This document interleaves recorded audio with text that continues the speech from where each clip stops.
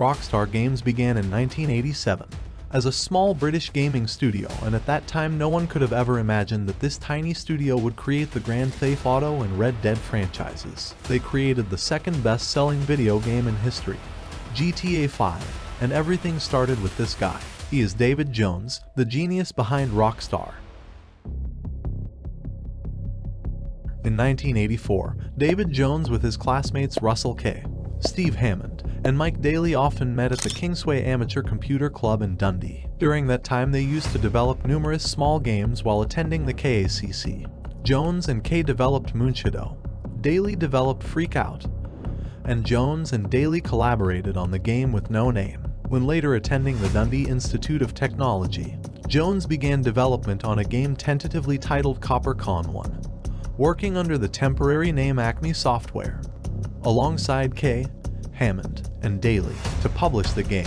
Jones first approached Hewson Consultants, but when Jones was informed that Hewson wanted the game to be the Amiga version of Zynaps, he realized that sales would be limited and refused to sign the contract, instead signing a deal with publisher Psygnosis. By 1987, Jones wanted to incorporate the company, but found that the name Acme was already taken by a design company. As he had to choose another, he decided to go with DMA Design.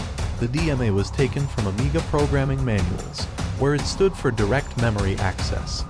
Though the DMA in the company's name had no meaning, he renamed the game Menace, and it was published in 1988, and it had sold 20,000 copies, reportedly generating around £20,000, allowing the company to develop more games like Lemmings, a puzzle game released in February 1991.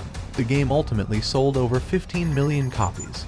But with all this success, problems started to appear. Following Sony's acquisition of Psygnosis in 1993, DMA signed with Nintendo to publish Body Harvest. Originally intended as a launch game for Nintendo 64, Body Harvest received numerous delays following Nintendo's various issues with the content. Around 1995, DMA Design was developing Kid Kirby.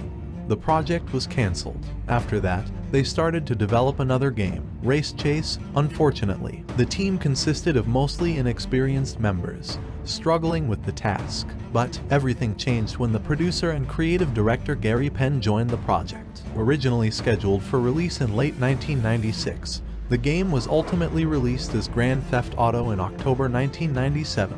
Following many development issues, the game was a critical and commercial success, and ultimately spawned a successful series. Following the release of Grand Theft Auto, DMA was bought by British publisher Gremlin Interactive for £4.2 million in 1997, and Gremlin was sold to French company Infogrames for $40 million. The DMA strongly valued the development of the games, as opposed to business and marketing. It doesn't matter if we were owned by somebody or if we were as we are, we'd still just write games, said Jones.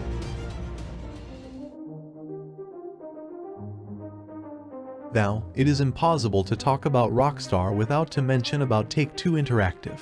This company, on the 29th of September 1999, announced that they had acquired DMA Design, ultimately renamed Rockstar North, from Infogrames for $11 million.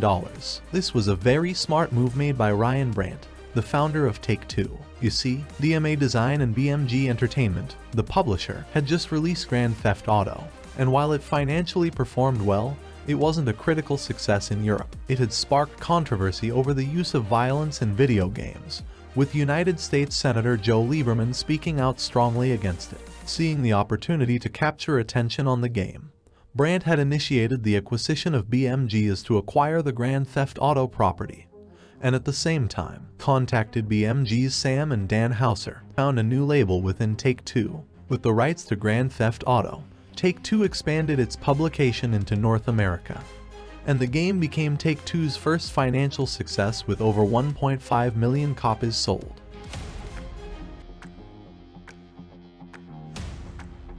With a lot of capital and employees at his disposition, Take-Two used Rockstar to invest in developments of the Grand Theft Auto franchise, including Grand Theft Auto 2 and Grand Theft Auto 3 along with Grand Theft Auto Vice City. All these games had seen a lot of success, helping Take-Two to exceed $1 billion in revenues by 2003. But the real ascent begins with GTA San Andreas, followed for PlayStation 2 in October 2004 and became the highest-selling PlayStation 2 game ever, with 17.3 million copies sold. It went on to sell 27.5 million copies total after ports to Xbox and PC, following in 2005 and 2006 respectively. Liberty City Stories and Vice City Stories were two new installments for PlayStation Portable. Both games subsequently received ports to the PlayStation 2 after San Andreas was released, and due to growing staff numbers, the company moved from its Leith offices to a new location at Carlton Square, starting from an original team of around 25. The studio now has over 360 staff. After this success, the company started to work on the next game, which is Grand Theft Auto 4. It was released on the 29th of April 2008, after around 4 years of development, for both the Xbox 360 and PlayStation 3. GTA 4 was another huge financial and critical success, breaking sales records amongst all types of entertainment media.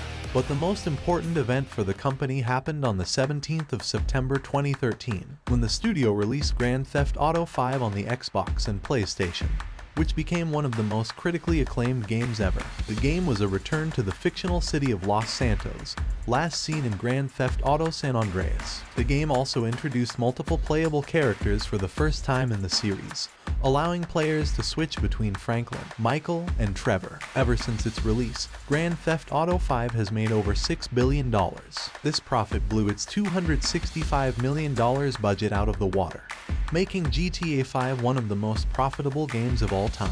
They reached these numbers from the sales of the game, but especially from the microtransactions that take place in GTA Online. A financial study conducted by NetBet revealed that GTA 5 earns $911 million a year, a staggering $2.5 million a day, $104,281 an hour, and $1,738 a minute.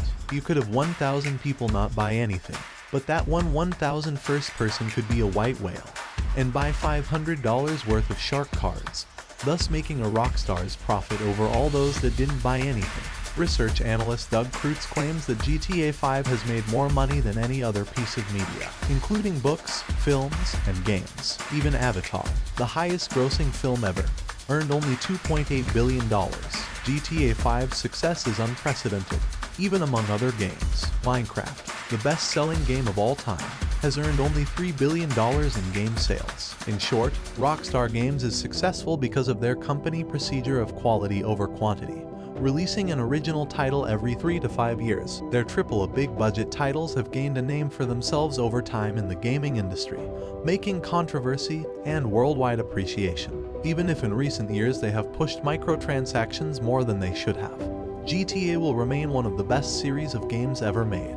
If you like this video, don't forget to like and subscribe because more episodes will come soon. Until next time, take care of yourself. Peace.